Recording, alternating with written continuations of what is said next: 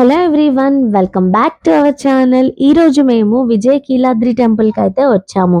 విజయవాడలోని ఇంద్రకీలాద్రి టెంపుల్ గురించి అందరికీ తెలుసు, కానీ ఇంద్రకీలాద్రికి అతి సమీపంలో ఉన్న ఈ విజయకీలాద్రి అతి తక్కువ మందికి మాత్రమే తెలుసు. కృష్ణా బ్యారేజ్కి పక్కనే సీతానగరం డౌన్లో ఈ టెంపుల్ అయితే ఉంటుంది. ఎంట్రన్స్కి రాగానే మీరు టూ వీలర్ మీద కనుక వచ్చినట్టయితే బండి పార్కింగ్లో పెట్టేసి కొండపైకి వెళ్ళడానికి ఫ్రీ బస్సు ఉంటాయి, అవి ఎక్కాలి. ఒకవేళ మీరు ఫోర్ వీలర్లో కనుక వచ్చినట్టయితే మీ ఓన్ వెహికల్లోనే మీరు కొండపైకి వెళ్ళొచ్చు. గుడి టైమింగ్స్ వచ్చేసి మార్నింగ్ 6 AM నుంచి 12:30 ఆఫ్టర్నూన్ వరకు ఉంటుంది. మళ్ళీ ఈవినింగ్ 5 నుంచి 8:30 వరకు అయితే ఉంటుంది.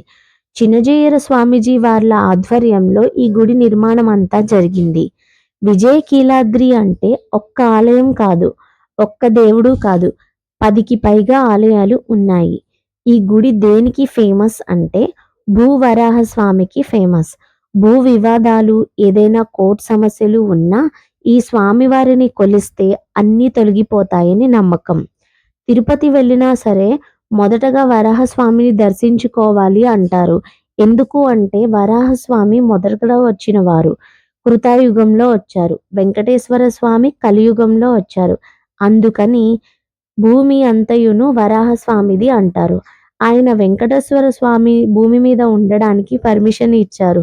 7 అడుగుల స్థలం కూడా ఇచ్చారు. అవే ఇప్పుడు 7 కొండలు అయ్యాయి. అందుకే వెంకటేశ్వర స్వామి కంటే ముందు వరాహస్వామిని దర్శించాలి అంటారు. ఏ ఉత్సవాలైనా ముందుగా ఆయనకే జరుగుతాయి.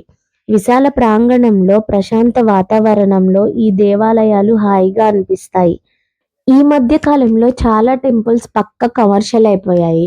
మీరు ఎంత టికెట్ ఎక్కువ డబ్బులు పెట్టి తీసుకుంటే దేవుడు మీకు అంత దగ్గర నుంచి కనిపిస్తాడు.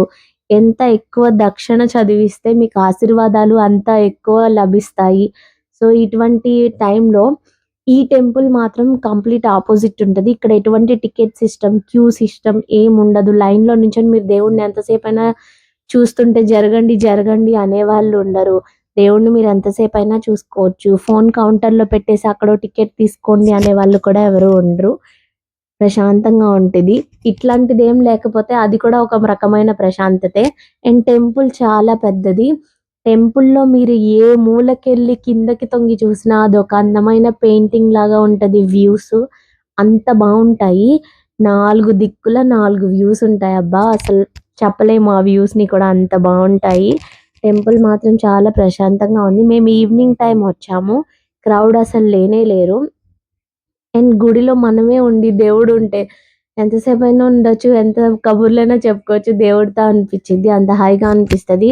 క్రౌడ్ ఎక్కువ ఉన్నా సరే ఆ భక్తి వైపు పోయి ముందు ఇక్కడ నుంచి బయటపడాలి, లేదంటే దర్శనం త్వరగా కంప్లీట్ అయిపోవాలి, ఈ టెన్షనే ఉంటుంది బ్రెయిన్లో. ఇక్కడ అటువంటిది ఏమీ లేదు. చాలా హాయిగా అనిపించింది. అండ్ పంతులు గారిని కూడా ఎంత ఓపిక్గా చెప్తారో మీకు, స్థల పురాణం అయినా సరే ఇవన్నీ కూడా అక్కడ ఎవరు కూడా విసుకున్నట్టు అట్లా ఎవ్వరూ లేరు. చికాగ్గా ఫేసులు పెట్టి అస్సలు ఒక్కళ్ళని కూడా నేను అట్లా చూడలేదు. టెంపుల్ మొత్తం ఆరా ప్రశాంతంగా ఆ వైబ్ అంతా నేను మంచిగా ఫీల్ చేయగలిగాను. చాలా పాజిటివిటీ అనిపించింది. అండ్ ఇక్కడ లోటస్ ఆకారంలో కూడా ఒక టెంపుల్ ఉంది. అష్టలక్ష్మి దేవాలయం లోటస్ ఆకారంలో అయితే ఉంది. ఇది కూడా ఈ టెంపుల్స్కి ఒక మెయిన్ అట్రాక్షన్. అండ్ మేము ఇప్పుడు స్పెషల్గా రావడానికి కారణం ఏంటి అంటే రీసెంట్గా ఆంజనేయ స్వామి విగ్రహం ఒకటి ప్రాణప్రతిష్ఠ చేసి ఇక్కడ ప్రతిష్ఠించారు. శ్రీ విఘ్న విమోచక హనుమాన్ 45 అడుగుల ఎత్తైన మండపంలో 27 అడుగుల ఏకశిలా విగ్రహం ప్రతిష్ఠించారు. చూడడానికి అసలు 2 కళ్ళు సరిపోవు, అంత అద్భుతంగా ఉంది. దర్శించుకున్న అనుభూతి మాటల్లో వివరించలేను, అంత బాగుంది. అండ్ గుడి లోపల నుంచి కూడా బయటికి చూస్తే వ్యూ పాయింట్ చాలా బాగా అనిపించింది. ఎటు చూసినా అందంగానే కనిపిస్తున్నాయి. దర్శనం మంచిగా అయింది, అస్సలు రద్దీ లేదు. ఆంజనేయ స్వామి గుడిలోనే ప్రసాదం కూడా అమ్ముతున్నారు. పులిహోర చాలా బాగుంది. నాకు అమ్మవారి గుడిలో పులిహోర అంటే ఇష్టం, తర్వాత ఇక్కడిది బాగా నచ్చింది. గుడిలోనే కూర్చొని అసలు బయటికి వెళ్ళి తినండి, ఆ గుడిలో తినొద్దు అట్లా కూడా ఏం లేదు. అందరూ చక్కగా అక్కడే కూర్చొని దేవుణ్ణి చూసుకుంటూ ప్రసాదం తినుకుంటూ అట్లా కూర్చొని ఉన్నారు. అసలు ఎంత పాజిటివ్ అనిపించిందో, చాలా బాగా అనిపించింది టెంపుల్కి రావడం. అండ్ ఈ ఆంజనేయ స్వామి విగ్రహం కోసం అయినా సరే ఇప్పటిదాకా చూడని వాళ్ళు ఉంటే రండి. ఖచ్చితంగా వర్త్ ఫీల్ అవుతారు. ఇక్కడికి రావడం, టైమ్ స్పెండ్ చేయడం అనేది. ఇట్లా మార్నింగ్ ఎర్లీ మార్నింగ్స్‌లో కానీ, లేదంటే ఇట్లా ఈవినింగ్ కానీ రండి. మీకు ఆ ఫీల్ అర్థమైద్ది. నేను కరెక్ట్‌గా ఎక్స్‌ప్లెయిన్ చేస్తున్నానో లేదో తెలీదు.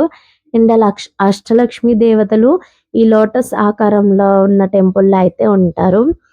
ఆంజనేయుల స్వామి విగ్రహము, ఇంకా ముందు మండపాల్లో వరాహస్వామి, లక్ష్మీ నరసింహస్వామి, సీతా సమేత రాముల వారు, వెంకటేశ్వర స్వామి ఇట్లా అనేక విగ్రహాలున్నాయి. అక్కడ కూడా మళ్ళీ ఆంజనేయుల స్వామి కూడా ఉన్నారు. వర్త్ అనిపించింది ఇక్కడికి రావడం. అండ్ టెంపుల్ నుంచి కిందకి వెళ్ళడానికి కూడా ఫ్రీ బస్సులే ఉంటాయి. మీరు నడుచుకుంటూ వెళ్ళాల్సిన అవసరం ఏం లేదు. బస్సులు కూడా వెయిటింగ్ అనేది ఏముండదు. బస్సులో ఎక్కే వాళ్ళు తోపులాటలు కూడా ఉండవు. Back to back 2, 3 బస్సులున్నాయి. అవి తిరుగుతూనే ఉంటాయన్నమాట. అండ్ దర్శనం చేసుకొని కిందకైతే వచ్చేసాము. ప్రసాదం కూడా ఇంటికి తెచ్చుకున్నాము. దీనికి ఇంతకు ముందు మెట్లు మార్గం వేరేదుండేది. ఇప్పుడు అది క్లోజ్ చేసేసారు. అండ్ రోడ్‌ను ఒక్కటే పెట్టారనమాట. రోడ్డు దారి ఒక్కటే పెట్టారు. ఈ రోడ్‌ని కూడా మంచిగా డెవలప్ చేసి పెట్టారు. మెయింటైన్ చేస్తున్నారు మంచిగా. So, that's it guys. అలా అనిపిచ్చింది. ఇవాళ టెంపుల్‌కెళ్ళాలి, మంచిగా దండం పెట్టుకోవాలి అనిపిచ్చింది. వెంటనే ఇక్కడికొచ్చేసాము. అండ్ నాకైతే ఆంజనేయ స్వామి విగ్రహం చూసాక కళ్ళల్లో ఇంకా ఆ ఇమేజ్ అట్లా ఉండిపోయింది. ఇంటికొచ్చేదాకా కూడా నేను అదే ఇమాజిన్ చేసుకుంటూ ఉన్నాను. మంచిగా ఫోటో తీసుకున్నాను వాల్ పేపర్ పెట్టుకుందాం అని జెప్పి. కృష్ణా బ్యారేజీ అన్నీ కనిపిస్తున్నాయి మంచిగా అక్కడి నుంచి. చాలా చాలా హ్యాపీగా అనిపిచ్చింది గైస్. ఎవరైనా వెళ్ళని వాళ్ళుంటే ఒకసారి వెళ్ళండి. సీతానగరంలో ఇంకా చాలా టెంపుల్స్ ఉంటాయి. మీకు వెళ్తుంటే డైరెక్షన్స్ బోర్డ్ కూడా ఉంటుంది. చూసుకుంటూ వెళ్ళండి.